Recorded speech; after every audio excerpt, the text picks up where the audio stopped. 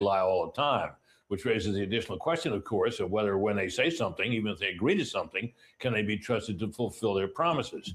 That, of course, is a continuing worry. But nah, bro, I think he got it wrong. The real problem is that every time we get close to negotiating with Iran or we get close to some type of understanding with them, we end up bombing them, or Israel hypes up its offensive in Lebanon or Gaza. So that's the problem. One, we can't trust, yeah, I'm gonna be real with you, we can't really trust Trump, and we can't trust Benjamin Netanyahu to pretty much keep them hands to themselves. Because remember, Iran didn't strike us, we struck them first. And guess what? Iran didn't strike us either here. We struck them first. It looks like we did it to, gain the advantage on a soon-to-be operation. But like I said, we'll see how that plays out. I think we need to let this play out before we opine as to whether this is a big victory or not. As for those nations joining the Abraham Accords, that would be quite something you could pull that off. What I would say about that is I'll believe that when I can see it, but it's something to hope for. Yeah. I want to play for you Secretary of State Rubio and then wipe it into the Iran Foreign Ministry spokesman with their response.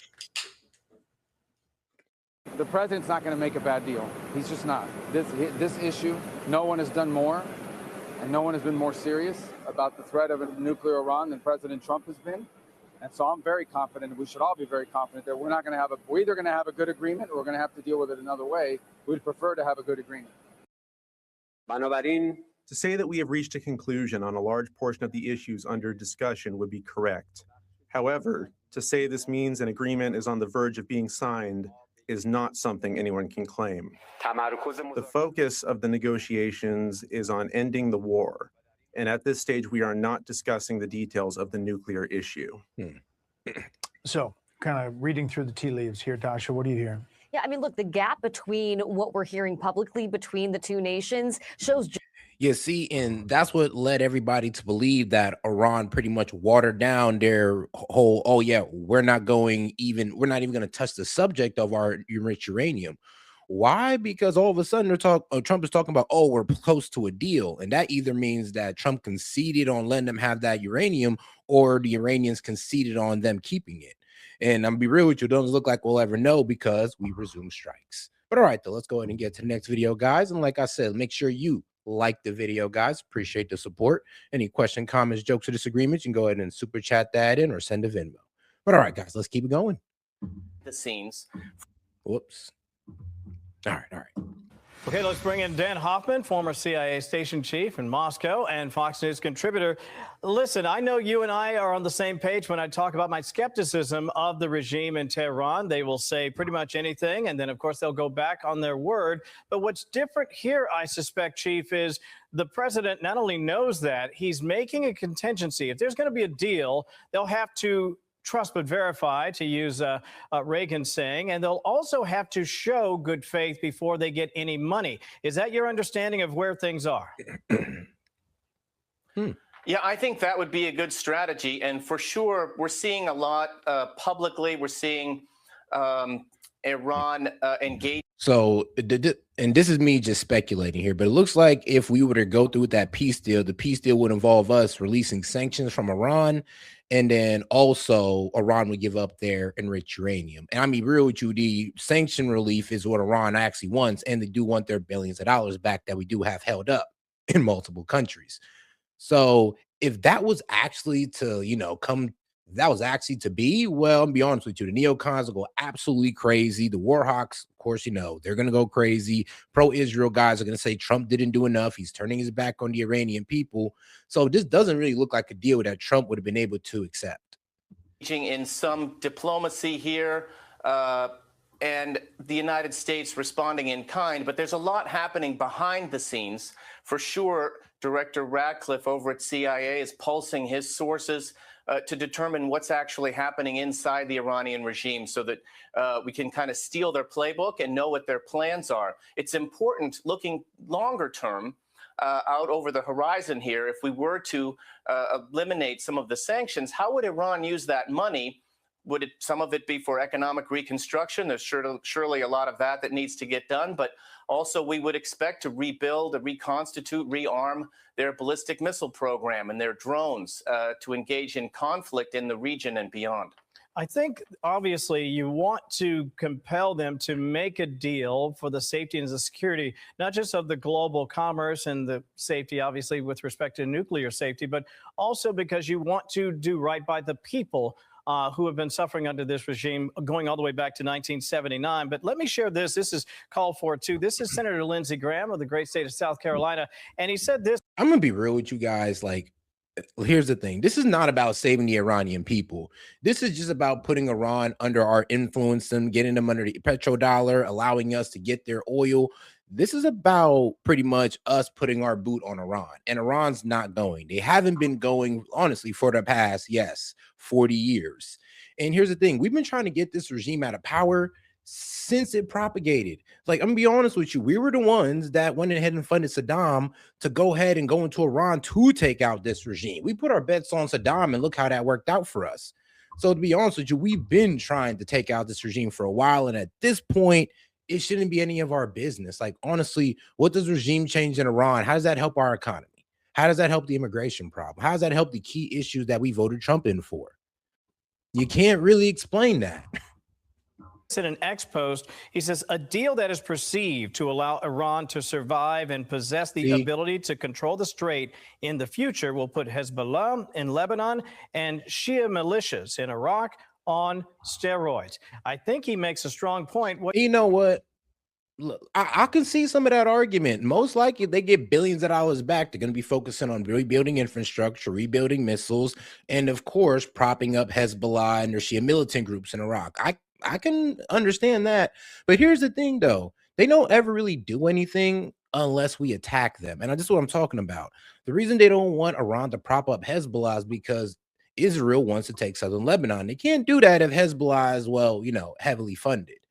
I mean, they also want to take out Iran's funding of Hamas. Why? Because it'd just be so much easier, and they wouldn't really have to listen to the Palestinians when it comes to Gaza. Now, the West Bank's a whole different scenario, or situation. And when it comes to Iraq, well, really, I don't really know what it is in Iraq. They just got their Shia militants there because they're just down with the Ayatollah. What's your impression there, Dan? I think he's highlighting. My overall point is the reason why we want these proxies to stop being funded, not only because of the terrorism, but because it gets in the way of a certain country. The incredibly consequential stakes here for President Trump, for the president's legacy, and for U.S. national security going forward. This deal, if one does come to pass, will be judged by how much it cost us to get here, tens of billions of dollars for our military to deploy and launch those attacks on Iran. Lots of spilled treasure and blood. We've lost 13 service members killed in action as well.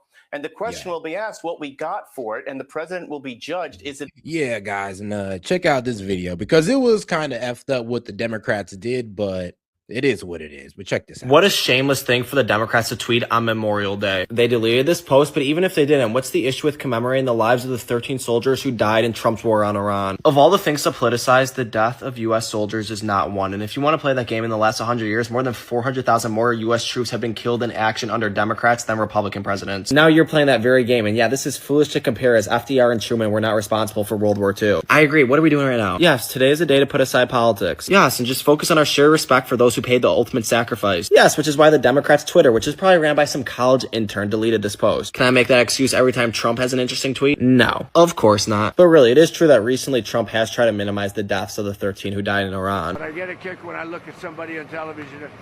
He's lost 13 people. I lost 13 people.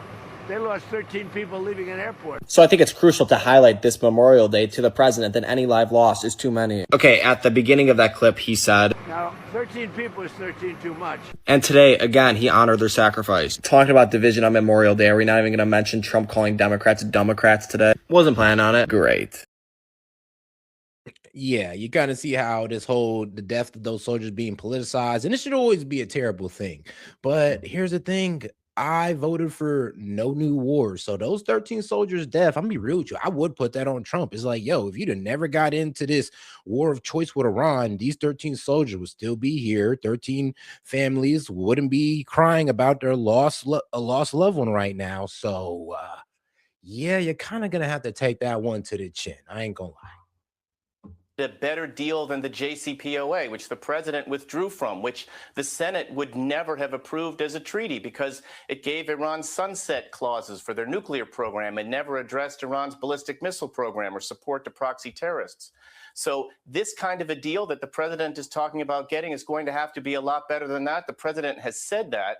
And I think that's going to be a key area of focus for the Congress, obviously, as they look at what we get in return.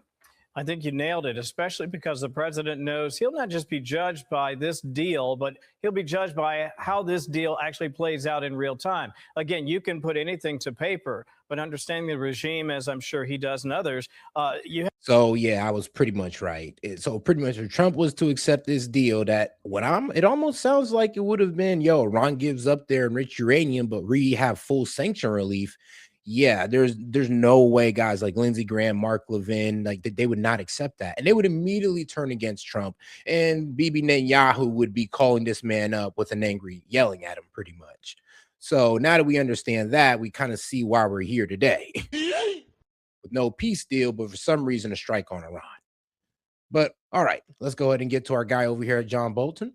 Because hey, shout out to you then. Hey, why John Bolton hopes Iran talks break down. It's like, wow.